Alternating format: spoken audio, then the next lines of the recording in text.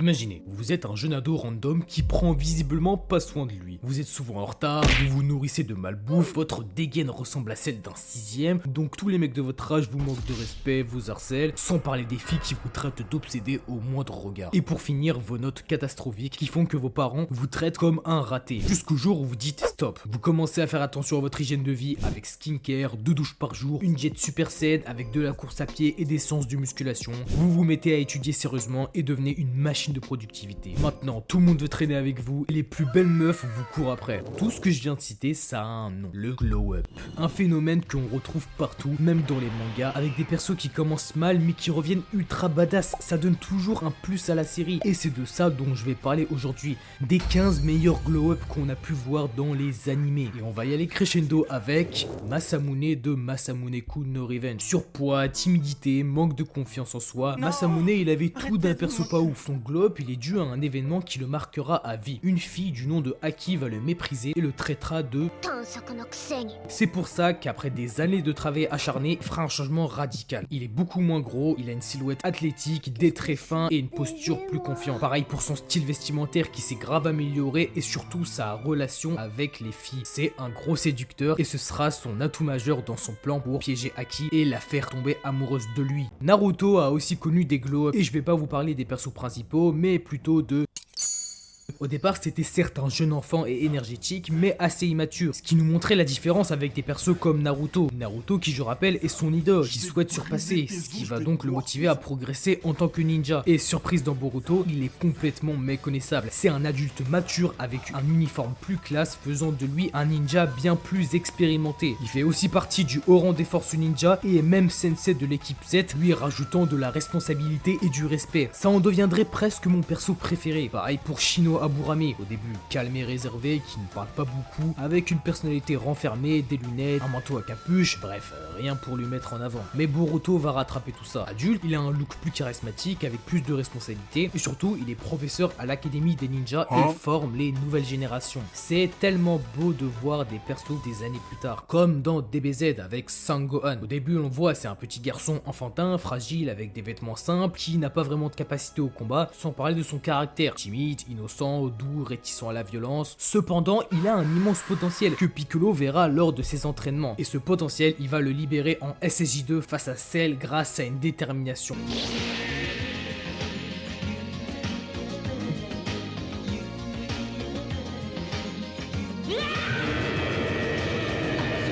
À ce moment, il dépasse clairement Goku et Vegeta en force pure. Puis des années plus tard, il reviendra plus musclé, plus mature avec des cheveux courts et une élégance. Maintenant, il prend des décisions plus réfléchies et assume son devoir de protéger la Terre tout en essayant de ne pas se battre inutilement. J'adore ce glow. C'est aussi le cas pour deux antagonistes de la même série. Celle qui au départ était une créature grotesque et peu imposante va vite devenir super cheatée. Sous sa première forme, il montre une arrogance en se sentant supérieur aux autres, mais il est toujours pas conscient de son potentiel. Puis en absorbant ses 17, il grandit et évolue en forme semi-parfaite, une forme plus humaine avec plus de muscles et plus dangereuse. Il finira ensuite par devenir un être presque invincible sous sa forme iconique, la forme parfaite, mais en méchant au passage. Là, tout son corps est devenu symétrique et presque humanoïde. Ses traits sont raffinés, sa personnalité est renforcée et il peut même copier les techniques comme le Kamehameha et le Super Saiyan. Bref, il est surcheaté. Et imaginez comment ma chaîne serait surcheatée si tous ceux qui regardent cette vidéo s'abonnent. C'est gratuit et moi ça me soutient de fou. En fait, je vends également mes services de montage à prix négociable. Pour me contacter, vous pouvez cliquer sur mon mail en description et vous inquiétez pas, j'ai un portfolio et tout le reste. Le deuxième perso, c'est Boo. Première apparition, une boule rose bridée avec une forme étrange et terrifiante, ainsi qu'une force brute qui le rend instable et cause de gros dégâts, plus de son comportement qui est très enfantin. Le mec est juste incontrôlable. Vient ensuite sa transformation en Super Boo, une forme plus maigre, athlétique, sinistre et menaçante. Sauf que cette fois, il est beaucoup plus malin qu'avant. En fait, en changeant de personnalité, c'est devenu un stratège capable de parler et montrer de l'arrogance. Mais sa dernière forme reste la plus choquante, Kid Boo, l'originel. Un Boo encore plus puissant et imprévisible. Ses déplacements sont plus rapides et c'est un vrai sauvage. Il se bat littéralement pour faire le mal. Il n'a ni attachement, ni pitié et son attitude impulsive lui permet de détruire des planètes à son aise. On peut dire que le glow-up réussit bien aux méchants, notamment dans My Hero Academia, quand Shigaraki, qui au début du manga est un simple disciple aux ordres de All for One, il changera totalement au fur et à mesure de l'œuvre. On dirait vraiment deux personnages distincts. Dans la saison 1, il est maigre et frêle avec des vêtements sombres et des mains sur le corps pour se cacher. Il est surtout enragé de l'intérieur, rendant tout ce qui existe responsable de sa souffrance. Mais cette nature, elle lui permet pas vraiment d'atteindre ses objectifs. Alors après un bon séjour dans une capsule, ça y est, Tomura Shigaraki est plus fort et plus menaçant. Tout son caractère malveillant surgit et lui permet de saccager tout ce qu'il veut comme une ville entière. Non, je déconne pas, il l'a vraiment fait. On parlait de son nouveau look. Il a la cape de Doctor Strange et regardez-moi ses cheveux détachés. Ah là là, ça c'est du style. Cette version du méchant, c'est clairement celle qu'il lui fallait pour être le leader capable de gérer et manipuler de façon stratégique pour atteindre son goal. Parce que oui, le glow-up se fait en grande partie dans le caractère, comme dans Hunter x Hunter, dans l'arc Yorkshin City ou Kurapika. Rota est vraiment un Dark Sasuke, mais un Dark Sasuke qui fait le bien. Dans sa quête pour tuer les membres de la brigade fantôme et venger son clan, il sortira son côté sombre. Pourtant, au début du manga, il est concentré sur son but, mais avec moins d'intensité, et une attitude plus douce et empathique avec les autres. Il a donc compris que cette personnalité ne lui servait à rien et fait donc passer sa mission avant son bien-être, à commencer par s'isoler de ses amis Gon, Killua et Leolio pour les protéger. Mais le plus important, ce sont ses nouvelles capacités, le Change. Il arrête de jouer avec des bâtons là et il peut désormais utiliser tous les types de naines grâce à ses pupilles. Plus il peut utiliser des techniques puissantes et mortelles. Pareil pour sa tenue qui sera beaucoup moins colorée, montrant qu'il est réellement passé à l'action. Et c'est pour ça que c'est mon perso préféré de Hunter x Hunter. Un des grands pouvoirs du glow-up, c'est le retournement de veste dans One Piece. Tiens, vous vous rappelez de Marco au tout début? Il ressemble à rien le poteau. Pareil pour Alvida, c'était sûrement l'un des persos les plus détestés de One Piece. Mais quand on compare avec sa transformation physique grâce au fruit du Gliss Gliss, le Sube Sube no Mi, qui rend sa peau extrêmement lisse, on comprend que c'est plus du tout la même personne. C'est tellement impressionnant que j'en oublie Kobe. Ah, le meilleur glow-up d'animé. Certains fans l'appréciaient déjà dès le début de la série, dont moi. Alors imaginez ma réaction devant cette version du perso. C'est du miel pour les yeux. On est passé d'un gars peu sûr de lui et terrifié de devenir un marine à officier respecté avec un devoir, celui de protéger les innocents, faisant la justice. Et tout ça, il le doit à Garp, son mentor, mais surtout ses entraînements intensifs qui l'ont fait gagner en force et en statut. Aujourd'hui, Kobe, il est super chaud, maîtrise de la téléportation instantanée et surtout pro du style de combat de la marine. On prouve encore que le glow-up permet de grandir mentalement et physiquement. C'est le cas de nos deux persos. Déjà, Momonosuke, petit gamin au corps frêle, trop impressionnant vu de près et qui a souffert de la perte de sa famille et de la chute de Wano. Tout ça, ça l'a rendu nerveux et dépendant de ses amis, enfin les fourreaux rouges. Et cette lourde responsabilité là, ça l'a convaincu durant la guerre d'Onigashima de se transformer en adulte. Maintenant il est confiant, charismatique et il assume ses rôles. Il avait enfin accepté son destin, celui de régner sur Wano en tant que leader. On note aussi qu'il jouera un rôle clé dans le combat contre Kaido grâce à sa forme de dragon géant. Ah là, ça me rappelle Oden. L'autre perso, c'est Nell de Bleach. Et comment ne pas être choqué de cette transformation? Personne s'y attendait. Au début, on nous présente une petite fille mignonne, gloutonne, fragile et innocente, avec un caractère vraiment pur, avant de passer à une forme adulte et surtout féminine. Cette élégance nous montre bien que c'est la générale de l'armée d'Aizen, et du coup qu'elle remplit réellement un rôle de espada. On aime beaucoup voir des persos avec plus de valeur et d'importance dans l'intrigue, comme dans Jojo avec Koichi Hirose, perso que j'ai adoré pour son changement radical. Au départ, jeune et timide bonhomme qui hésite beaucoup et assez effacé de l'histoire à ce moment. Là, il est toujours en train de chercher sa propre voie et ça va le mener à suivre Josuke qui va admirer. On peut penser que c'est sûrement à ce genre de personne que Koichi aspire à devenir, bienveillant et protecteur envers ses amis et famille. Et au fil des épisodes et des événements qu'il subira, Koichi deviendra un grand combattant et changera même sa relation avec les autres en devenant un vrai allié. Un globe comme ça, il faut aller le voir de ses propres yeux pour le comprendre. Et bien d'autres encore. Que ce soit les protagonistes, les méchants, n'importe quel personnage peut passer du tout au rien si l'auteur le veut, en lui offrant de nouvelles capacités, un nouveau chara design, ce qui mène à de nouveaux fans. Et c'est pour ça que je vous invite à écrire en commentaire les glow-up qui vous ont le plus marqué. En tout cas, clique sur cette vidéo pour voir les 15 persos qui ont détruit leur corps. Allez, salam.